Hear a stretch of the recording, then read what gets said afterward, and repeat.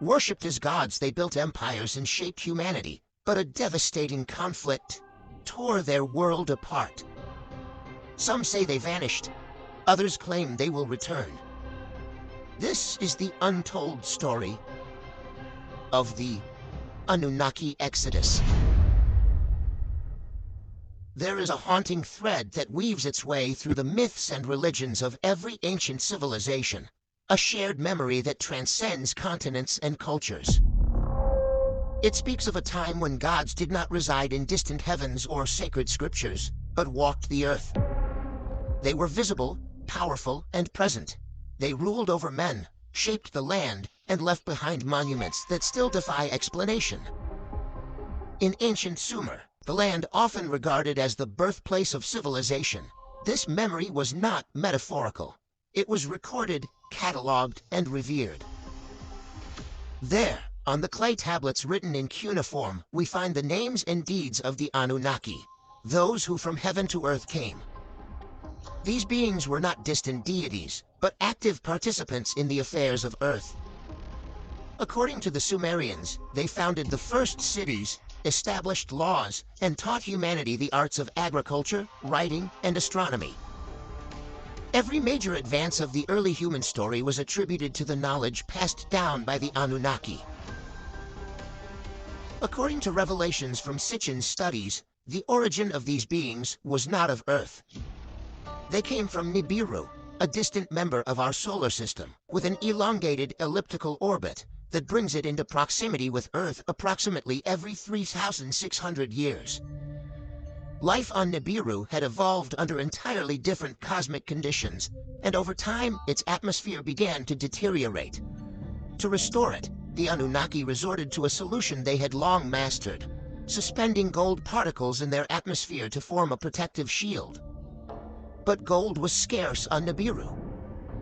Their search led them to Earth, a planet rich in the precious metal. Led by Enki, the first Anunnaki team descended from the skies and splashed down into the Persian Gulf, establishing their first settlement, Eridu, home in the faraway. Over time, more arrived. They built cities in Mesopotamia and beyond. Nippur, the place of Enlil's command, Shuruppak, the city of Noah's forebear, and later Uruk, the shining seat of Inanna. Yet the mission was not without struggle. Mining gold in the harsh southern mines of Africa proved too difficult for the Anunnaki laborers. Discontent grew, rebellion stirred.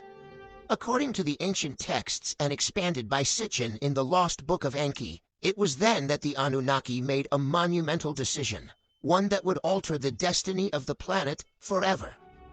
Using their advanced genetic knowledge, they combined their own essence with the life forms of Earth to engineer a new being, the Adamo, the first Homo sapiens.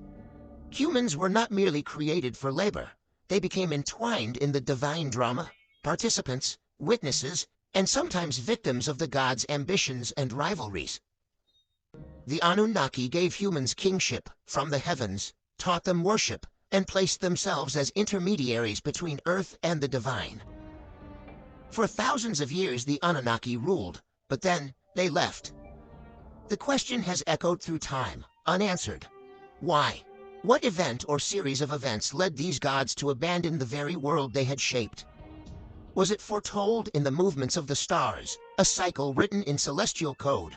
Was it the final act of a bitter war between rival gods, or perhaps the mission itself had reached its end, and with it, their reason to remain? The records hint at all three. As we search through the ancient tablets, the ruins of sacred cities, and the surviving myths passed down in every corner of the earth, we begin to uncover fragments of a forgotten history.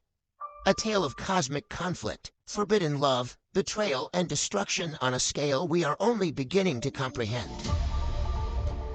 The story of the Anunnaki does not end with their arrival. It begins with their departure.